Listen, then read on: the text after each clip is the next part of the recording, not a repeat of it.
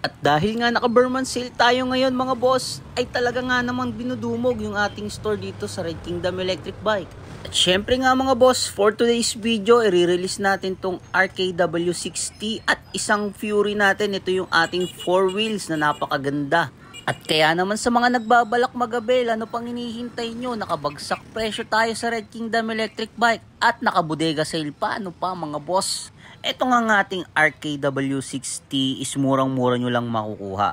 At kaya naman sa mga naghahanap ng e-bike na mura at quality, dito nyo lang matatagpuan yan sa Red Kingdom Electric Bike.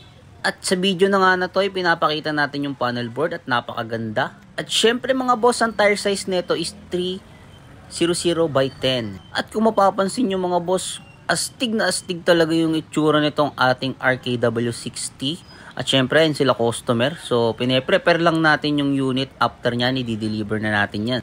At dito nga sa part na to, mga boss, dinedemo na natin kung paano siya i-operate. At yung signal light niya, lahat ng function ng e-bike na ito. At syempre nga naman mga boss, dinedemo din natin yan kung paano mapangangalagaan yung e-bike nila. At nang sa ganun nga naman ito magal at talagang pangmatagalan nilang magagamit yan. At dito nga sa video na to mga boss, talagang makikita nyo na talagang nakikinig sila customer dahil i-explain nga natin lahat. Lahat nga ng function ng e-bike na ito.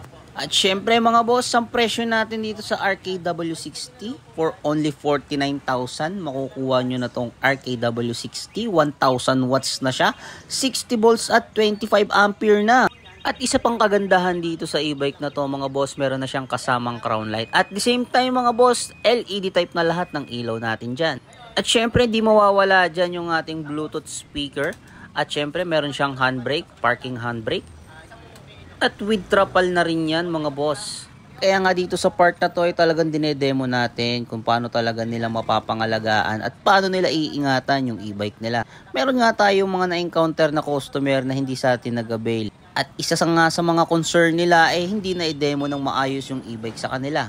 At isa pa nga sa mga nalaman natin mga boss sa mga nagbebenta ng sobrang mura ng e-bike. Hindi nga naman sa sinisiraan natin yung mga nagbebenta ng sobrang mura. Ito ay base lamang mga boss sa mga concern ng mga customer na nag-avail sa kanila. At napag-alaman nga natin mga boss, kapag pinuntahan nga nila at pinapuntahan nila ang customer nila, napakamahal naman talaga ng singil nila pagdating sa labor ng technician nila. Isa pa nga sa nakakalungkot dyan mga boss, hindi naman nila nagawa yung e-bike, ang mahal pa ng singil sa kanila. Wah! At isang paalala lang mga boss sa mga gustong mag-avail ng electric bike, doon kayo sa talagang matagal na seller at talagang subok na. At syempre mga boss, tignan nyo rin views nila kung talagang kaya nilang gumawa ng e-bike kapag nagkaroon ng troubleshoot. Isa lamang to paalala mga boss sa mga customer na ayaw masayang yung mga pera nila. After nga nyan mga boss, tumakbo tayo sa kabila para i-assist natin yung isa pa natin kasama. At dahil nga i-deliver na to sa mismong bahay nila customer. Dito nga lang natin siya dinemo dahil nandito sila sa may tindahan nila. At after nga natin ma-demo dyan, i-deliver na natin, nasasamahan na natin sila papunta sa bahay nila. At syempre dahil first time nila, hindi natin sila pwedeng iwan basta-basta. Kaya naman sinamahan natin sila hanggang makarating sa bahay nila customer. Ito nga palang 4 wheels na to is for only 64,000. Kaya sa mga gusto mag-avail, sugod na sa Red Kingdom.